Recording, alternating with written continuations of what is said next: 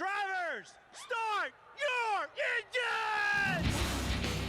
This is MRN Motorsports Monday, presented by Outback Steakhouse. One full hour of news, interviews, and opinion about the past weekend's racing action. Brought to you by Hercules Tires. Pace car is on. Now here are your hosts, Woody Cain and Joey Meier. Green flag, green flag.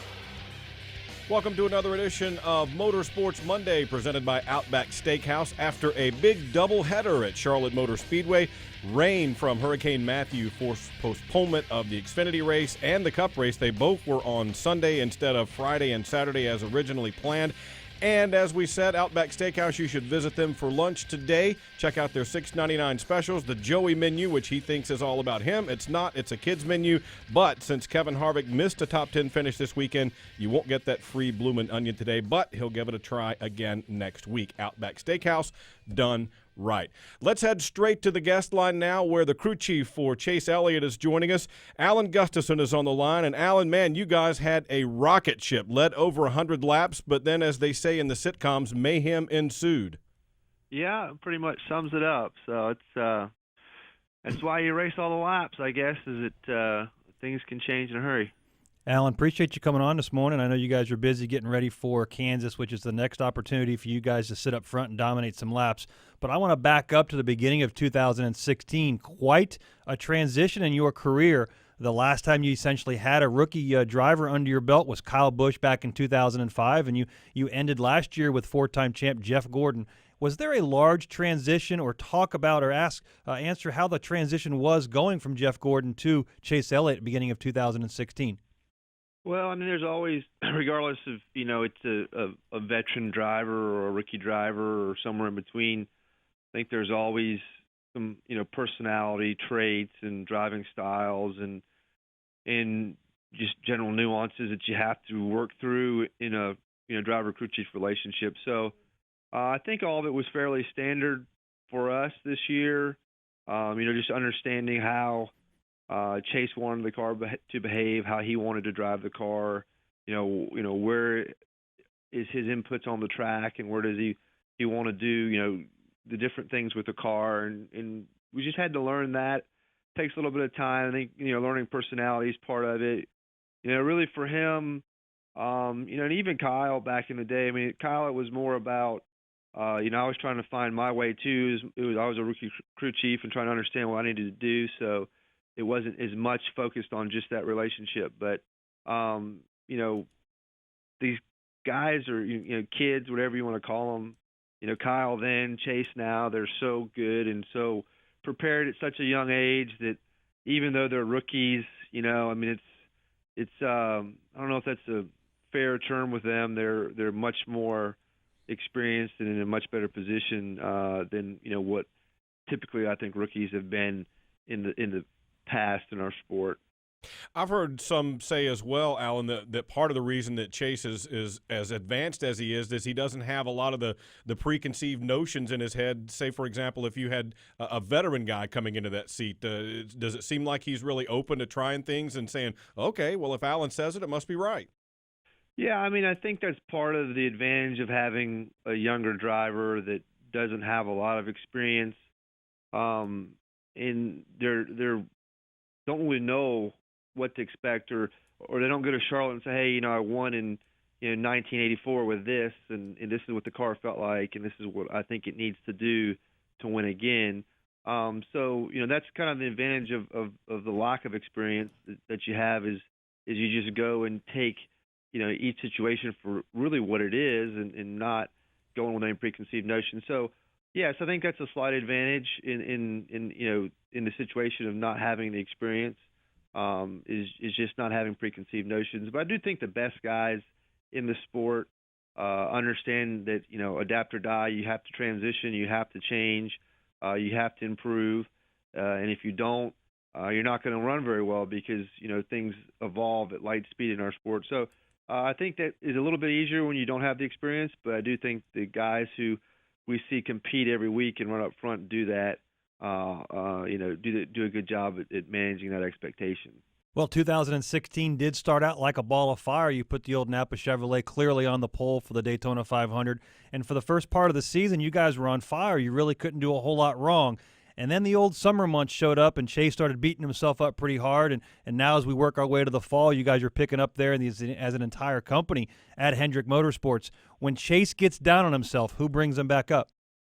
Well, I think everybody tries to help. It's a tough sport. It's a humbling sport. We went through that on Sunday afternoon, and you can't consume over that. And that's what a team's about, is always having somebody there to have your back and help you put it in the past and move on. So I think we all contribute to that, and he does it himself, and he contributes in the same way to his other teammates. So you can't dwell on it. We've done this long enough to know that you got to get focused on the next week. And unfortunately, none of us have a time machine, or at least that I'm not aware of, and you can't go rewrite history. So it is what it is, and you just have to deal with it and take that situation, take where you're at, and use that to your advantage and go on.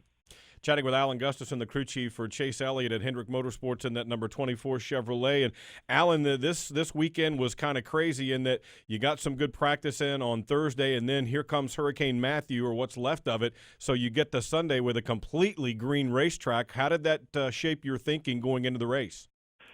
Yeah, we were all kind of guessing, playing armchair weatherman and trying to see if we're going to race at night or we're going to race in the day. And either way, we felt pretty good about our 3M Chevy. It was really fast and had a really, drove very well. The corner was really put together, so we knew it was just going to be a matter of balancing it out. But we kind of anticipated a day race, and our car was good in the day, and it all kind of played the way we wanted it to go. The green track obviously causes a few issues, and I think you saw some of those early tire issues based on that, or at least I don't think they helped at all. The green track didn't help at all. But besides that, I think it was fairly,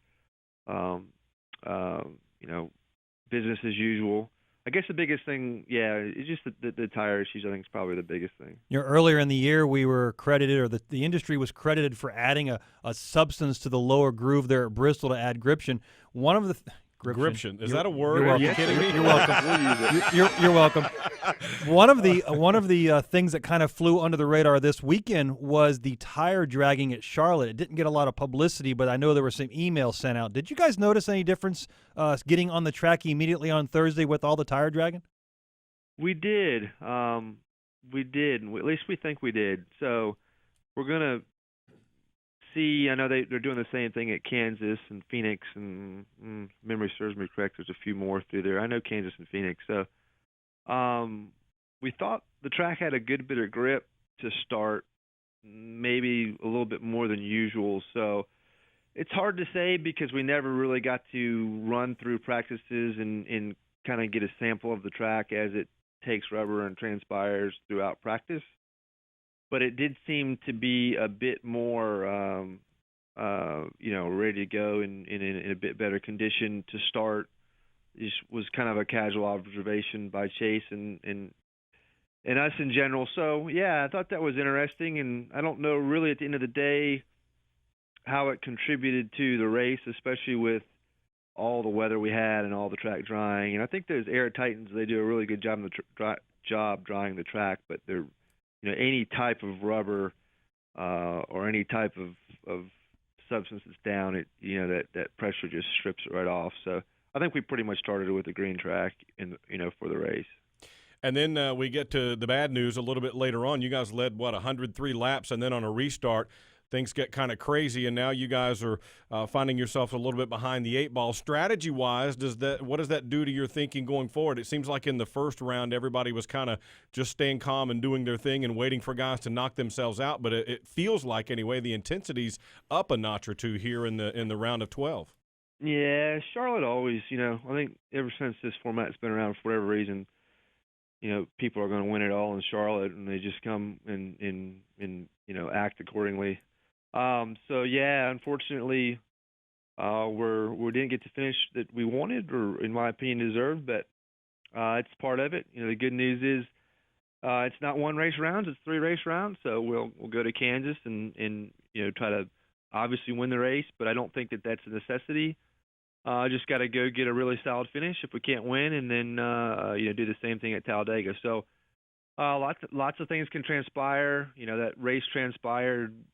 Just throughout the 334 laps over there, the complexion of the chase changed significantly as the day went on. So still a lot of racing to go, and I don't think we can be. You don't want to be desperate. I think desperate puts you in a tough situation. And usually in bad situations. I think we saw some of that on Sunday. So you don't want to be desperate. You just got to do your job. And if we take a fast Sun Energy won Chevrolet this weekend to the track and execute the way we know we can, we'll be in good shape. Years ago when you wore the yellow bumpers around signifying the rookie year, the expectations were rather low, and that's been raised over a number of years with drivers winning races in their first rookie year. Regardless of whether you move on, I know you want to win a championship in Homestead at the end of the year, but what constitutes a success, or how would you rate your year to this point? It's tough to give it a grade. I think there's a lot of things we've done really well, and there's a lot of mistakes we've made in a lot of situations that you get in these different situations that aren't really of your doing, but you have to be able to manage them and effectively navigate your way through them. So I think we've struggled with that a little bit. The overall performance of the car, as you mentioned earlier, has been really good to start, and we kind of hit a slump, and I think we're back on track now. So that's good. At the end of the day, for me, if we're not racing Homestead, it's not good. It's doesn't meet our expectations, and that's ultimately what we want to do. Winning's a key thing. We need to win. We've been pretty close. I think we've had 4 or 5, really, really good opportunities to do it, and for whatever reason haven't been able to close the barn door, as they say. So I'm going to focus on that, and then I think if we can do that, obviously that'll make both of those goals come to fruition, and is winning and getting to Homestead. So that's what the focus is, and I think all in all it's been solid, but we want to win, and we want to win a championship, so we're going to just keep pushing for that. Fantastic. Well, Alan, congratulations on a really strong car, even though you didn't get the finish that you quite wanted at Charlotte. Look forward to catching up with you out at Kansas, and continued success to you and the team. Thank you, guys. There you go. Thanks, Alan Gustafson, the crew chief for Chase Elliott, and they had a rocket early in that race, led 103 laps along the way, and were right in the mix, and then here we go on a restart. I have to chuckle when anybody says, where's Hendrick Motorsports been, and is it the decline of Hendrick Motorsports? Is Joe Gibbs Racing the next Hendrick Motorsports? No, Hendrick Motorsports has been there all year long. It's a campus. If you've ever been to their facility, you can do so. If you haven't been, it's over here, right located very close to our radio station here in Concord, Kannapolis area. It's a campus. It's an environment. It's not a garage that people are just working on 1 or 2 race cars. Every single team. They don't have dirt floors over there? Yeah. The idea of, like, Steve Letarte years ago got started by sweeping the floors. Those opportunities are going less and less and less because the education and experience required to be hired at a upper echelon race team like Hendrick Motorsports is extremely high. Very educated people. They are working continuously on trying to get 4 race teams to outperform each other, let alone the other 36 teams that they have to compete against. They have 4, and their failure is when they can't all win. Yeah. Okay. If somebody finished 1st, 2nd, 3rd, and 4th, which Hendrick has done at Daytona a couple times, that would be a failure to their part because they want all their teams to win. Absolutely. So they're always trying to get better, and right now they're doing a really good job with Jimmie winning this last race, Chase running up front, Alex Bowman and Jeff Gordon doing a heck of a job, and Casey Cain doing right there as well. So Hendrick Motorsports is on the up and up. They've been on the up and up, and I've called it here on the show a number of times. I still see him winning 8 championships. He may get there indeed. He certainly got his 8th win at Charlotte Motor Speedway on Sunday. As we go to break now, our Kyle Rickey spoke with Jimmie Johnson after the victory. There was a couple situations where I had a hard time figuring out where was best. I was making my decision based on who was behind me and who might be able to give me a little better push. I didn't have that luxury for the final restart, but I got a good start with Matt, and I was just very aggressive into turn 3 and able to get position on him. And as soon as I heard clear, I knew we were in good shape. We talked before the chase, and you said, yeah, you're pretty concerned that you've been winless since March. Did that concern continue through the first round of the chase leading into today's race in Charlotte? No, we kind of forgot about that and just more focused on missed opportunities. I think Chicago was a chance for us to win. Dover was. So when you have a race like Chicago and then again at Dover, you know you're knocking on the door, and hopefully it's a matter of time. Relief that the win is behind you now and you don't have to worry about Talladega in 2 weeks? Yeah, especially in this round. That's a big box you want to check and move on. So I'm very, very excited about that. This is MRN Motorsports Monday. From work life to nightlife, from home to the road, your day can take you anywhere. These fast-paced times call for Wrangler Advanced Comfort jeans. Advanced Comfort is designed to keep up with you, no matter where you go or what you're doing. They're made with 20% stronger denim and 4-way flex technology that moves with you. Wrangler Advanced Comfort. Go anywhere, look great, and be comfortable. Wrangler Advanced Comfort jeans. Try on a pair today. In the Outback, we think the best part about racing is the noise, the engine, the pits, and a Kevin Harvick top 10 finish. Especially a Kevin Harvick top 10 finish. That's because if Kevin Happy Harvick, driver of the number 4 Chevrolet, places in the top 10 in today's race, there's free bloomin' onions this Monday. So you'll have a happy bloomin' Monday. Only at Outback Steakhouse. Valid with any purchase. One per table. Participation may vary. Registered trademarks used with permission. Business is a lot like racing. It takes a strong team of pros to succeed. That's why Freightliner Trucks created TeamRunSmart.com, a free online community that connects owner-operators with the trucking industry's A-team. The Team Run Smart pros and coaches help maximize your profitability with real-world advice on everything from fuel-efficient speccing to healthy eating to filing taxes. Sign up today to earn rewards and connect with fellow truckers at TeamRunSmart.com. Hi, this is Austin Dillon. Now back to MRN Motorsports Monday with Joey Meier and Woody Cain.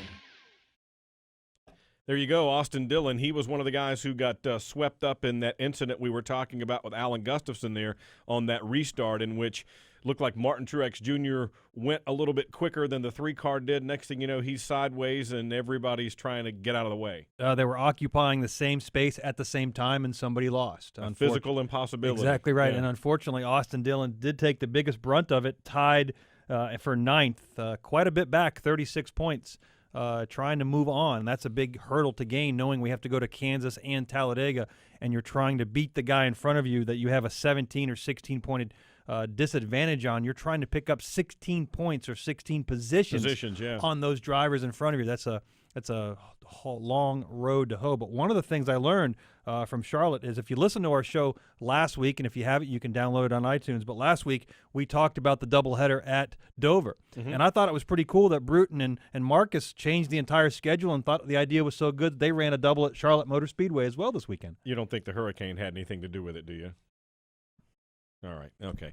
All right, with that race being the first of the round of 12 in the chase for the NASCAR Sprint Cup, that means let's go to the big board and see how many miles are left in the miles to Miami. 1,976.58 miles to Miami now. You'll see a special feature every Thursday at MRN.com talking about it. And here's what Joey was mentioning, the guys who have some ground to make up now. Jimmie already moving on to the round of 8 with that victory. Matt Kenseth right behind him. And then you see the guys who had some trouble. Chase Elliott and Austin Dillon in the incident. Joey Logano lost a tire, hit the wall 2 different occasions. And Kevin Harvick with a mechanical issue as well. Oh, and don't forget Denny Hamlin had a mechanical issue. Yeah, had a big mechanical issue. Had what we call a oil retention problem. It all came out the exhaust. You got to keep that oil in the race car. Exactly right. You see a couple of drivers there, 3rd, 4th, and 5th, have like the 25, 24-point lead. And I hate being in that position, which we are with Brad Keselowski, Paul Wolf, and our Team Penske guys. Wait, you'd rather be in the back? No, I don't rather be in the back, given the choice. But I just hate being in that position where you have to make a decision on,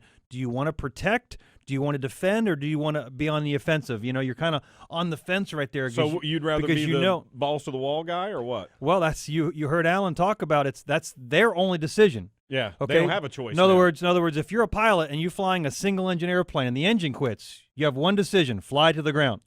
But if you have a 2-engine airplane and one engine quits, you can either wreck that single engine or fly it correctly. It's multiple choice. And that's how you are in those 20, 25 points. You're like, man, do I want to be aggressive and try to go for that win with the risk of doing damage to my point lead?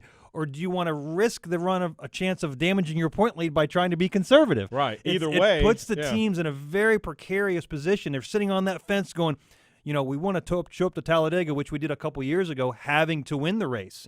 It was It was our only decision, though. Yeah. Now we go to Talladega. Do we want to be careful? Oh, do we not want to do that move? And do we want to pit early? And it puts the teams that are thinking they're protecting their lead in a very precarious position. And it's a good position to be in, don't get me wrong, because those guys outside the top 8, minus 25 behind us, would change positions with us. Yeah, absolutely. But it's not a comforting feeling having that many points in your favor. No, it really isn't. You can play along with us on Twitter here. Mine is at WY Cain. His is at 2spotter, the number 2. Use that hashtag AskMRN if you have a question and want to play along with us as well. Also, we need to mention that as we look forward, you're talking about making up different spots on the racetrack. Nobody wants to be in that position of having to get a win at Talladega. You guys have proved that it can be done, but I think that's such a wild card. So many things are out of your control there that everybody would like to get themselves solidified or locked in through either Charlotte like Jimmie did or Kansas. Yeah, 39 other people don't care about your intentions of what's going forward. They're trying to win the race. And whether you're racing for 3rd or 4th or 1st or 2nd or 40th and 39th, they're trying to beat you. They don't care what your prerogative is or your agenda is. And so as you move forward to Kansas, people realize and teams realize that if the 2 races left, your control is a little more under Kansas's authority than it is at Talladega. Yeah. Talladega, we put these big cars in a group, roll the dice and see how the end result comes out. Kansas, a lot more like our mile and a half at Charlotte, where a team with a very good car can drive to the front, hopefully stay up front, and stay out of trouble. Interesting to hear Alan Gustafson talking about they're going to do the tire dragging exercise at both Kansas and Phoenix and maybe some more tracks along the way. Even though the rain came and washed it all off this past weekend, that's starting to be more and more of a trend now. Well, people realize that the idea of a track sitting out in the open and the weather gets to it, it's not aging it with rubber, but we can go out there and artificially add gription with the tires from top to bottom. From top to bottom. Gription, it's a great word. It's self-explanatory. Not one of you watching or listening doesn't know what gription means. We do now. But we can go out there and artificially add layers of rubber to the track, and I thought it flew under the radar. Like, not many people even knew that it happened at Charlotte. You're right. And so as we move forward, the track owners and presidents and operators are trying to make these races, not only is NASCAR doing their part, but kudos to the track owners for trying to do their part. And as Alan said, Kansas and Phoenix and possibly more tracks are adding that tire dragger. The one thing we have heard, though, is that they don't plan to add anything like the substance that they used at Bristol to help with the gription. See? Yeah. You said it. See how it just rolls I was trying off. to avoid it, but I couldn't think of another word quick enough. Yeah. Exactly right. Interesting little small bit. They were up there testing at Martinsville. Somebody tweeted that they were adding a layer. That person that tweeted got called by his crew chief going, NASCAR's on the phone. They want you to remove that tweet. Whoa. Yeah. So that was like a secret test that they were adding some VHT. They were trying it. It wasn't really that successful. It didn't have enough time to set up with it. And they just said, no, we're not going to mess with the chase. We're going to go to Martinsville like it was. But leave everything alone. Sometimes it's things they don't like to get out until it's been proven. But it was an interesting deal that happened at Martinsville. All right. As we go to break here, we've got a lot more to come on Motorsports Monday. On track, off track will be in our next segment where we'll talk about some things that are going well and some things that aren't going quite so well. A little bit later on, Justin Allgaier will join us after he makes it into the next round. And the Xfinity side, you know, Charlotte was an elimination race for the Xfinity drivers. 4 of them have been eliminated. They're now to their round of 8 as well. We'll talk with Justin later on in the program, and we'll look ahead at Kansas before we get done. But as we go to break, Matt Kenseth had a strong second-place run at Charlotte, and he was relieved to get that. You know, last 2 years in a row, pretty much Charlotte is kind of taking us out of the chase. You know, mostly my doing, different things happening the last couple of years here. So had a lot of problems last year. This year we had a lot of problems again, but we were able to kind of rebound from them and just kind of take our time. We knew it was a long day, and they had good pit stops, good strategy, and got us back where we needed to be there at the end. I think anything can happen any week. I mean, you just never know what's going to happen in this sport. You got a lot of stuff going on in these race cars. So I didn't really. I mean, I saw Denny, blow some up or break some. I saw a bunch of oil, and I hate that for him because he had a really good run. He was driving a really smart race. He's up there in second place, kind of pacing himself to go for the win. So you just don't know what's going to happen. This is MRN Motorsports Monday. In the Outback, we think the best part about racing is the noise, the engine, the pits, and a Kevin Harvick top 10 finish. Especially a Kevin Harvick top 10 finish. That's because if Kevin Happy Harvick, driver of the number 4 Chevrolet, places in the top 10 in today's race, there's free bloomin' onions this Monday. So you'll have a happy bloomin' Monday. Only at Outback Steakhouse. Valid with any purchase. One per table. Participation may vary. Registered trademarks used with permission. From work life to nightlife, from home to the road, your day can take you anywhere. These fast-paced times call for Wrangler Advanced Comfort jeans. Advanced Comfort is designed to keep up with you, no matter where you go or what you're doing. They're made with 20% stronger denim and 4-way flex technology that moves with you. Wrangler Advanced Comfort. Go anywhere, look great, and be comfortable. Wrangler Advanced Comfort jeans. Try on a pair today. Ever wish your kid came with an instruction manual? I'm behavioral therapist James Lehman, and I'll show you how to change your child's behavior now with the Total Transformation, the program that helps stop defiance, backtalking, lying, acting out in school, even problems with ADD and ADHD. There's no screaming, no fighting, no frustration. Your child will listen to you again. I guarantee it. Change your child's behavior now with the Total Transformation. Call now. 1-800-406-2945. 1-800-406-2945. I'm Justin Allgaier, and you're listening to MRN Motorsports Monday with Joey Meier and Woody Cain. It's Joey. I feel like Joey gets enough abuse. I'll leave it alone. No, he really doesn't get enough abuse. And right now, believe it or not, on that iPad, he's looking for a Joey costume because, Motorsports Monday is going to be on a Halloween here before you know it. They got a costume. They named a costume and a whole menu from Outback Steakhouse after me. You should go check out their lunch specials and the center cut sirloin as well. And the dietary menu. Yeah. It's the Joey menu. The Joey menu. Smaller portions, better for health. Everybody's into that these days, right? Absolutely. Yeah, okay. So I went over there last week, and we got one of the bloomin' onions, even though it wasn't Bloomin' Monday. You went to Outback? Yeah. My wife and I went, yeah. My phone I'll get my phone fixed. I'll talk to Sprint. We went to go see Sully, which you still haven't seen. I haven't seen and just decided, I can't believe you haven't seen Sully yet, you being a pilot and all. Anyway, after that, we just decided, let's go by Outback and have a bloomin' onion. So we did. There you go. Very good. All right. Anyway, let's talk on track, off track, the portion of the program where we talk about some things that are going well and some things that maybe aren't going quite so well in the world of motorsports in general and NASCAR specifically. So for you, what's on track this week? Every year in basketball, the NCAA has their brackets, and they have the bottom-tiered teams that are called Cinderella stories. But after the first round, if there are no lower-seeded teams that have moved on, the Cinderella story kind of goes away, and all the top-tiered teams, top-seeded single teams move on, and the brackets go as planned. But when we have the occasion that the Cinderella story goes forward and gets past the first round and you see a competition level that allows them to keep moving on, it adds the excitement of the Cinderella story.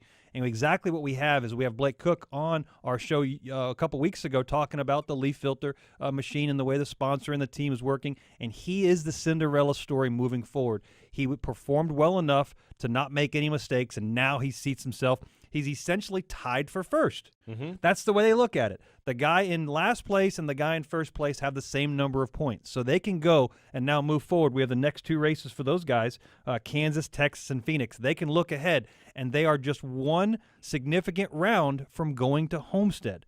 What a great opportunity and a great story for their team and their sponsor, which is the same, to move forward and perform at a level to be one of the four teams that show up to Homestead with an opportunity to win the championship. Let's be real. Mm-hmm. We don't have high expectations for them. So the more they keep proving us wrong, the better the glass slipper ends up fitting on somebody's feet because they're the Cinderella story. And it's just really cool for those guys. We're going to hear how excited now from Blake Cook after the Charlotte race. Yeah, for me, it was just we brought a really good car, and I was just trying to give good feedback to make sure we had a good car when it was dark, and we just worked on it. Chris kept me calm, stayed disciplined, just racing my race, not get myself in any trouble or any predicaments, and it worked out. We needed a couple spots there at the end, and I went and got them. We went and got them, and we made our way into the chase the second round. Yeah, it was big for us just to make the chase, so to be able to keep on going is crazy. It's awesome. It's big for leaf filter gutter protection, the company that's growing so fast, and Colin Racing is another company that's growing fast now too. A year ago, nobody knew what Colin Racing was, and now everybody does.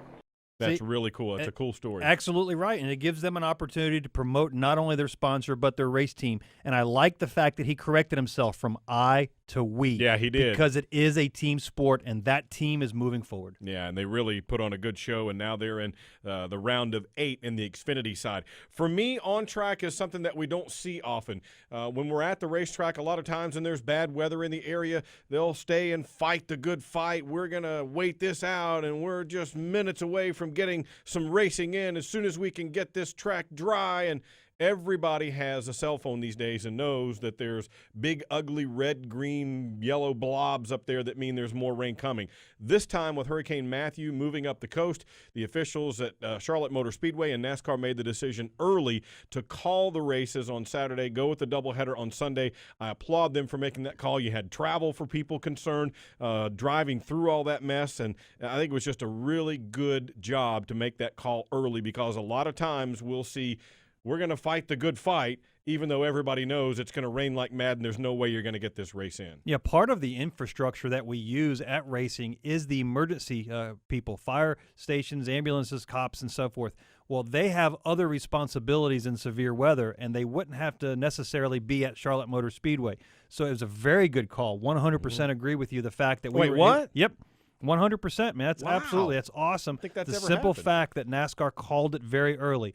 This wasn't about the rain stopping and them able to dry the track in time for us to run the race. There were other ancillary people that had to be at this facility for the required race that simply couldn't be there because they were elsewhere dealing with a hurricane. Yeah, bigger fish to fry. Absolutely right. We do this on the side for fun. It is a hobby for some people. We put food on our table to race, don't get me wrong. But this is really a hobby for these people to go camping. We didn't need to worry about the stress of trying to get the emergency services and personnel to that track while they were dealing with real-life situations. Life and death stuff. And yeah. saving people over on the East Coast that had a big, big flooding issue. Yeah, they sure did, and it's not over yet. A lot of the rivers in North Carolina are cresting their banks as well, so that situation is continuing on. All right, let's move to off-track. What is not going quite so well in the world of Joey? You know, we turn our TV on, and it's very easy 7 days a week at any given time to turn a station and find a reality show. We've come to learn that these reality shows are very well scripted to create drama. People fighting, husbands and wives cheating, people catfights, things going on. It's all about the drama. Well, one of the things we didn't see in the first round of the chase was so-called drama because the race teams aren't scripted. This is a real-life scenario, just like I mentioned 2 seconds ago. We're trying to put food on our table and feed our families and support our lives. We're not trying to create a TV show. We're not trying to read off of a script and create drama. People clamor for drama only after it happens. Okay, we don't create it intentionally. It's because the intensity. So wait, people don't go to races to see wrecks? Yeah, yes, they do. Absolutely, they do. But my point is quit calling for something that as a racer we don't want. The last thing we want as a race team is drama. We all want to go out there, run our race. We want to win. We want to go home and make it really, really simple. But by creating drama, normally it means moving forward. It's going to add more stress around our teams and the teams that we're associated with or the teams that we're having drama with. What we've seen now is people clamoring that first round. Oh, we want more drama. We're just trying to race here, man. We're not creating TV shows. Sometimes it happens, sometimes it don't. Let's get back to the basics and just ask for more good racing. Well, I think there's a fine line here. I think when we talked about this before, maybe drama wasn't the proper word. I was missing some intensity in that first round because we had a lot of drivers, a lot of teams saying, in this first round, you just don't want to do anything crazy. You just want to do your business, survive, get through, and let a few teams, a few drivers knock themselves out of contention. So I think maybe there is a fine line between drama, which is, I take that to mean off-track stuff where guys are getting out of the car and wanting to throw punches at each other versus guys really going hard for that win, knowing that we're in an environment now like we saw with John Hunter Nemechek and Cole Custer in Canada, win at all costs right now. That's kind of the environment that we live in. So maybe there's a fine line between drama and intensity. When you're waiting for a guy to eliminate himself, it seems like there's less on-track intensity in that first round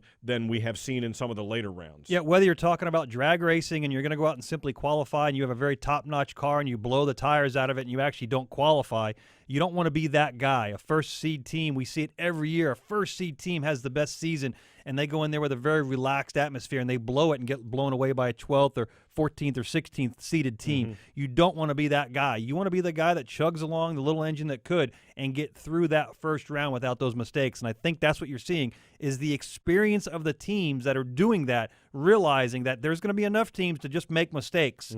And so that's why you see things are quiet. Everybody's walking around the racetrack with a parachute on their back in case they get shoved off a cliff somewhere. They have something, a nice soft place to fall. But I'm with you. I know it's a safe place to be, but the drama, we have to just quit asking for it. It'll happen soon enough when the intensity ratchets up, but that first round isn't the place for it. All right. My off track here as we move forward is going to be something that I think we've discussed several times on the show. You know, at the beginning of the year, we had a lot of talk about NASCAR removing some downforce. It was tested the year before at a couple of different tracks, and it seemed to work well. Put more of the driving back in the hands of the drivers as opposed to letting it be so aero dependent, so fixated on if a car gets out front, clean air on the nose, that's the end-all be-all. We heard some big numbers from crew chiefs at the beginning of the year in terms of how much downforce was lost. Well, these are very, very smart people working for these race teams. They've gotten, it seems to me, most of, if not all of this downforce back because that's what they do. They want their cars to be the best they possibly can.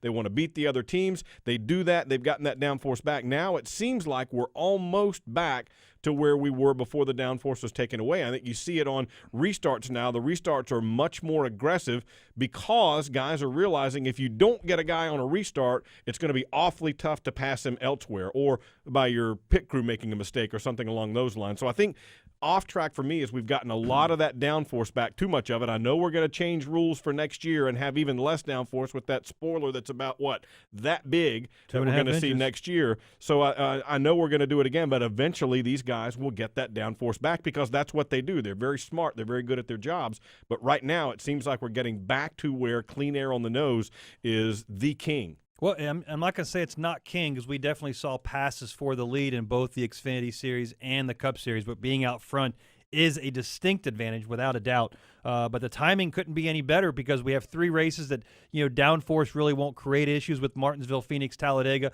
So that means we have 3 more races where it could come into play with Texas, Kansas, and then Homestead. But right away, then we go 2017, like you mentioned, we go back down to an L2 package, which is the tiny 2.5-inch spoiler that we talked about, and some underneath different work. But the L2, the lower downforce package, that will be unveiled in 2017, and that'll just put all the engineers, wind tunnel guys back to work. Yeah, and I have no doubt that they'll figure it out again and find a way to get that downforce back. They always do. Yeah, you don't need to get it all back. You just need to get more than the other next guy. That's it. That's all you need. As long as you have more than the next guy, you're fine. Yeah, and that's where we stand, unfortunately, right now. I think it's something that we haven't, for example, you mentioned the Xfinity side. We haven't seen those cars change in quite some time, and there's been some discussions about what might be the next step there.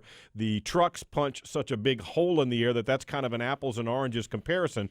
But, boy, it's a situation where something is I guess it's these guys are just too smart. They're figuring it out. Well, you're limited on the top of the car here, and now guys are working underneath the car and making big gains. So we don't see it visually on the cars as much as we do underneath the car, but you see the performance on the track by us being able to gain. Without a doubt, the easiest explanation I could give you is Martin Truex led 7 million laps at the Charlotte 600. Yeah. He had struggled to lead any laps here this last weekend. Same that was car. the same car, exactly. Yeah. But my point is that car was changed. It was made better. It was increased its performance, whether it was mechanically or aero, and still wasn't able to go out and dominate the 7 million laps he read for the Coke 600. So that's the difference in how far the teams have come. You had a car that dominated in the spring and barely led a lap in the fall. Interesting that Martin said he can't tell the difference because all these cars, most of the top-tier teams manufacture cars the same way every time they're cranking them out. He said, I can't tell the difference. You know, back in the day, a driver would say, well, this is my favorite car. It's really good. I know what it feels like. But now they can't really tell the difference. And his crew chief, Cole Pern, said, no, man, these cars only have a shelf life of about 3 races anymore before they're on to the next hot thing that makes them fast. Yeah, we call them specs or increase or changes in design, and like you're saying, about 2 or 3 races and the design's already obsolete from your new design. Constantly evolution. and the drivers can't feel the difference other than the fact that they're passing cars or getting passed. Yeah. That's the only difference they feel. They just know that this car is a pig or this car is a lightning bolt, one or the other. And you don't want to be stuck in one of those pigs No. for sure. All right, we're going to shift gears and talk a little Xfinity racing on the other side of the break. Justin Allgaier will join us after he has advanced into the round of 8. This is MRN Motorsports Monday. Whatever you drive, wherever you go, Hercules Tires will get you there, whether you're running on dirt or running a job. Our dependable, high-quality tires are the perfect fit for your needs. For unmatched value, selection, and warranty with industry-leading road hazard protection, there's only one choice: Hercules Tires. To learn more, visit HerculesTire.com or call 800-677-9535. Hercules Tires, right on our strength. This is power. This is freedom. This is tradition. It's Dale Earnhardt with the lead. This is being who you were meant to be, where you were meant to be. This is more than a race. This is Talladega. The chase for the NASCAR Sprint Cup returns October 21st through 23rd. Call 1-877-GO-TO-DEGA for tickets. Race fans, you know there's nothing like the power, excitement, and sounds of NASCAR. Ever wonder what it would be like to strap yourself in the seat of an authentic NASCAR race car? You can do it at the Richard Petty Driving Experience. Ride along or drive yourself at one of 15 tracks nationwide. Call 1-800-237-3889 or visit online at drivepetty.com. Richard Petty Driving Experience. It's authentic NASCAR entertainment. Call 1-800-237-3889 or visit drivepetty.com to reserve your experience. I'm Michael Lynette, and you're listening to MRN Motorsports Monday with Joey Meier and Woody Cain. Wait, who? Did you tell him to say that? Yeah, he knew who I was. He just didn't know who you were. I don't know if that's right or not. Anyway, let's talk a little Xfinity Series racing now. Joey Logano won the race as the second part of the doubleheader at Charlotte Motor Speedway on Sunday, but 8 drivers now move on. One of them joins us on the guest line now, the driver of the Brandt Chevrolet at Junior Motorsports, Justin Allgaier. Congratulations on a strong round 1, man. You third overall in that. Now the points reset. Everybody's at 3,000 again, but you guys are right where you need to be. Well, I think we are. You know, obviously making the next round was the first key to the puzzle.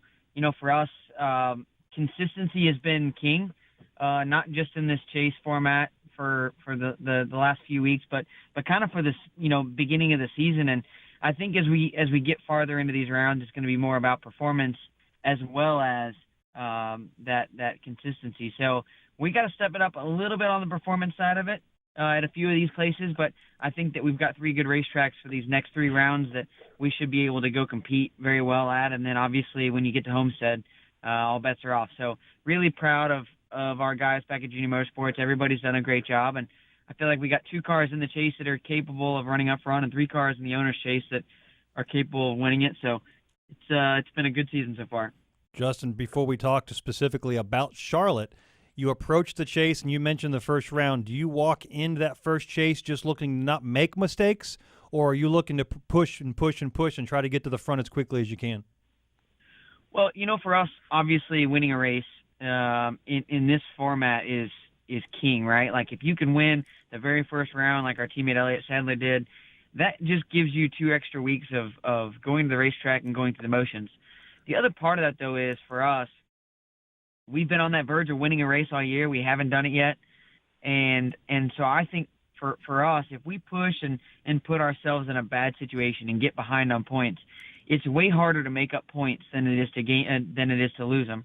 And I don't understand that because it's the same number of points, whether you make them up or you lose them. But Yeah. for whatever reason in our sport, man, you can lose them in a heartbeat, but it takes forever, it seems like, to gain them. So, you know, we knew we had consistency. We knew we had the speed. It was just a matter of going out there and basically, you know, pushing it 100% or 98% for the first 3 races, keep the consistency there. And now as we move farther into these rounds, I would say we're going to have to push a little bit harder and maybe make some decisions and some calls that are uncomfortable, but at the same time put you in that position to win these races. We got a question on Twitter. Zach Copeland wants to know, Justin, do you think that winning the championship without a victory is a realistic possibility, and is it any different on the Xfinity side than the Cup side? Well, I think it is different on the Xfinity side than the Cup side, only because of the dynamic of the Xfinity Series. You know, you've got the Cup guys that come in, the teams that don't necessarily have a full-time driver.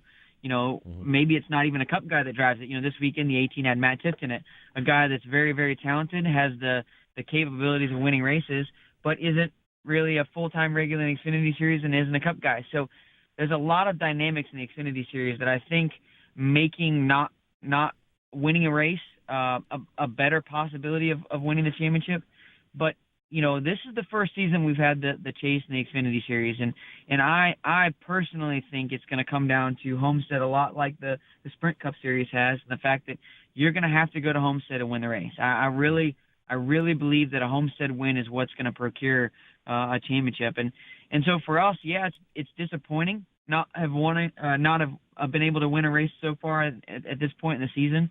But at the same time, you know, I would say there's been 4 races, if not more, that if the wind blows slightly differently, we're going to win the race, you know? So it's not for lack of effort. It's not for not being in the right positions. We've just not been able to break through that little bit of a barrier and get that win. But I know I've got a team behind me that's capable of winning, you know, the 7 team especially, but everybody at Jimmie Motorsports has done just a fantastic job this year.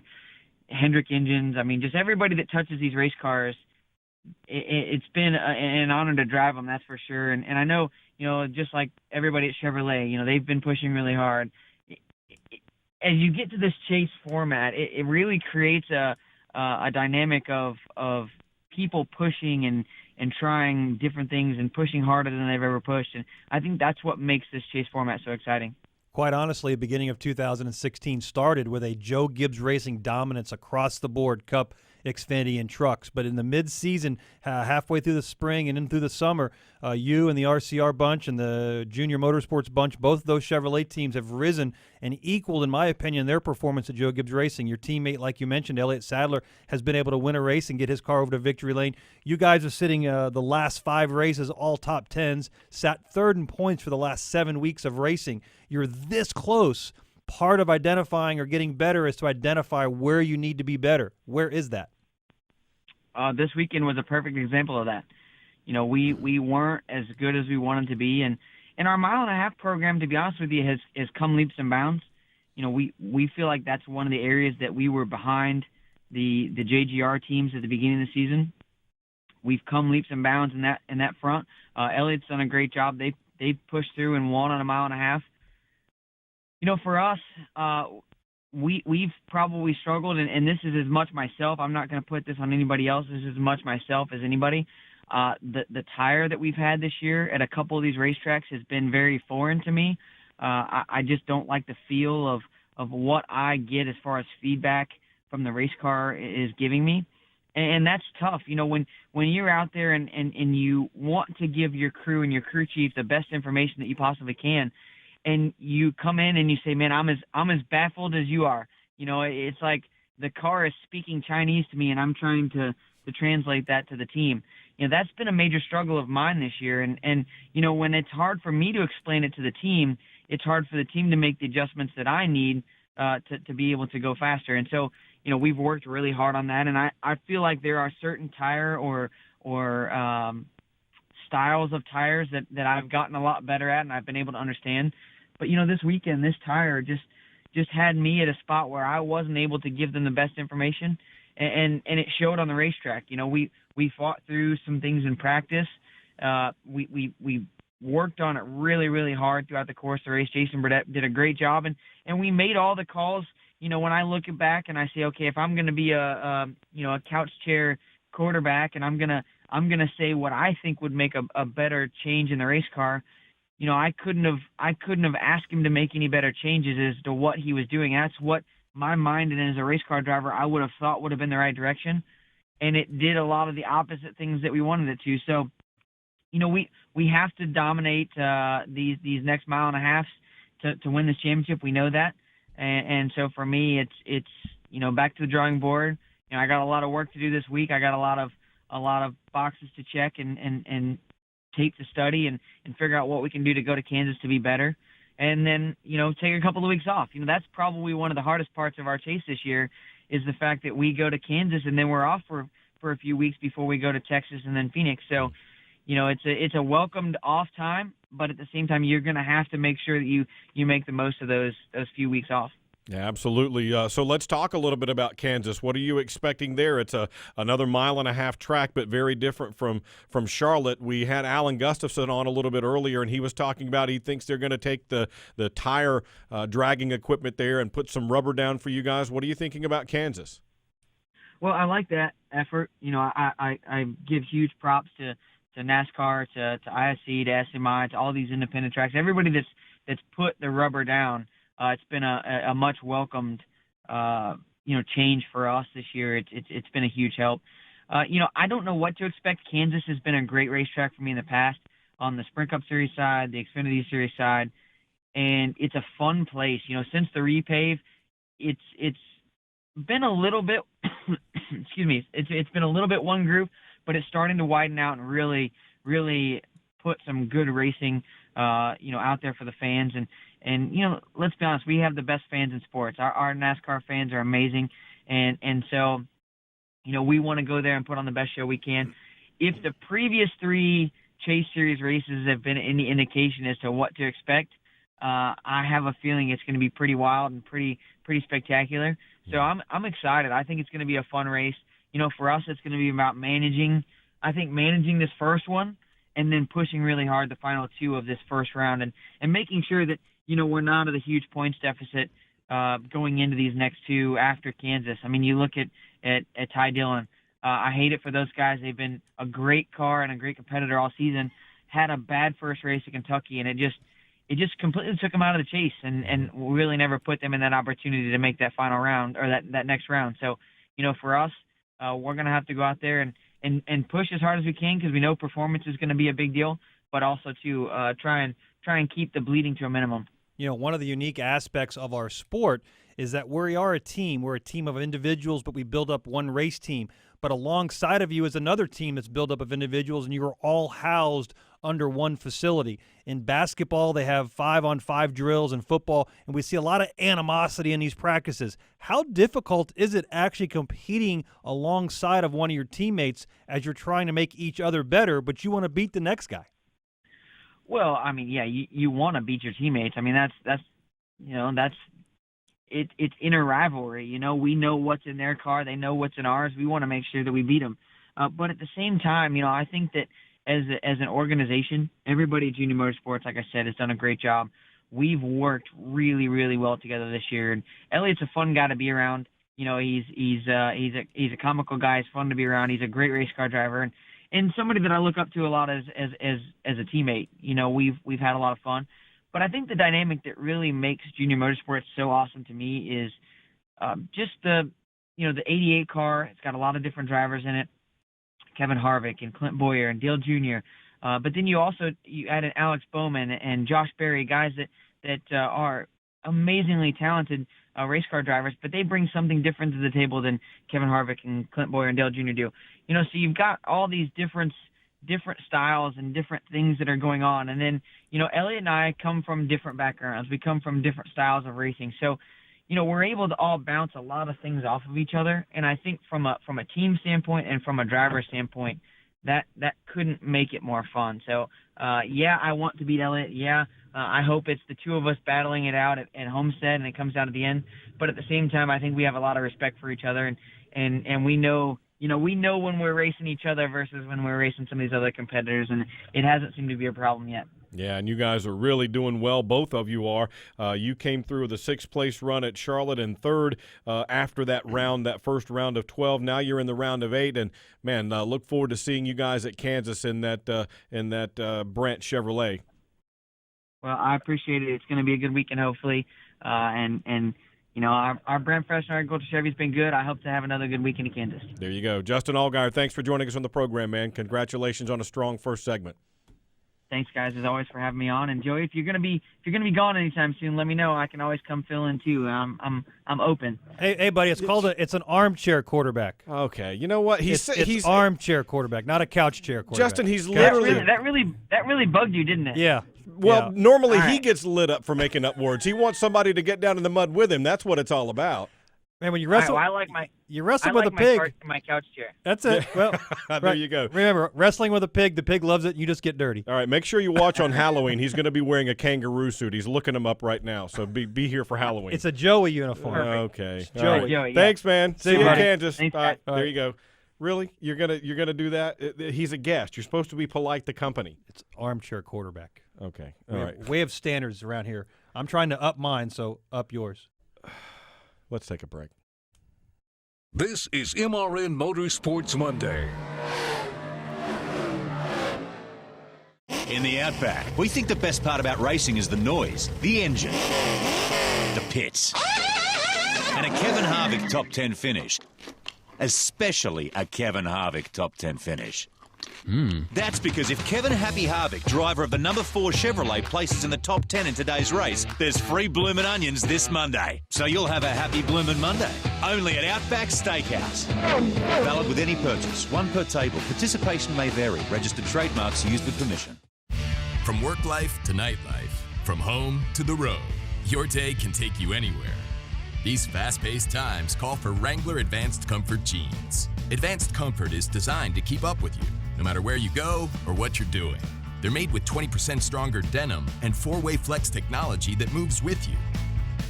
Wrangler Advanced Comfort. Go anywhere, look great, and be comfortable. Wrangler Advanced Comfort jeans. Try on a pair today. Visit Tom Johnson Camping World in Concord for all your race week needs. Race into savings now and save big on over 400 units in stock. America's #1 RV and outdoor retailer has something for everyone. Get race season started at your local NASCAR headquarters with travel trailers starting at only $109 per month. Don't let these savings pass you by. Meet us at Tom Johnson Camping World and save big on your dream RV.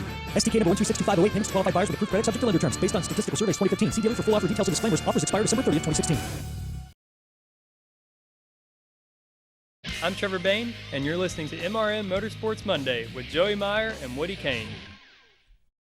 I thought he was going to light you up right there. He's my buddy, Trevor. I used Okay. I used to spot for him, too. Did you really? Yep, over at DEI back in the old K&N series. Wow. In fact, he was the last official DEI car we ran out at Irwindale in Irwindale in California. It was our last. We ran it January after DEI essentially shut down and merged with Chip Ganassi, but our last official DEI entry was Trevor Bain, January, Irwindale. Look at that. There's some trivia we can write There down you go. for later. Make a note of that. Yeah. Hey, we did want to finish up with the XFINITY discussion we were having. A lot of the guys moving on to that round of 8, but some not making it. Ty Dillon, Brendan Poole, Brandon Jones, and Ryan Sieg, while they had great seasons, they didn't do enough in that first round to move to the round of 8. But one guy that did was Brendan Gaughan. We wanted for you to hear this. We did what we had to do, and that's what we said with me and Shane is we don't change ourselves. We don't try to be who we're not. We realized very early that we had a struggle, we had a fight, we fought through it, got ourselves a 13th advance. Everybody is, I'm not even 4th, I'm tied for 1st.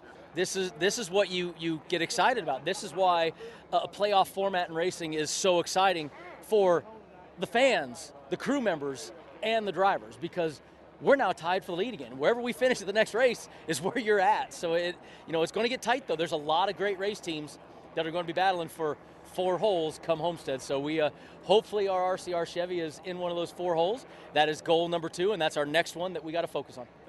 Boy, he's a lot of fun, Brendan is, and he mentioned the thing that you mentioned is going into this next round, the points reset. So all 8 of those guys are tied heading to Kansas this weekend. That's it. Depending on your outlook on life and your optimism and your momentum, we talk about all these different key words. You're either tied for first or you're tied for last.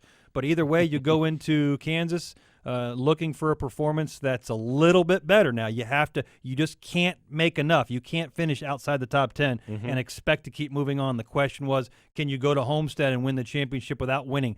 I personally don't think so. but it's going to even on the Xfinity side. Exactly right. Yeah. You're going to have to win Homestead to be able to get that championship under your belt, and it starts at Kansas. All right, what are we expecting there quickly? Well, I think the track's going to widen out. Really looking forward to the fact they drug those tires, which means right away we can practice on Friday with a wide track and not have to work it in. Not have to work it in yourself. Yeah. All right.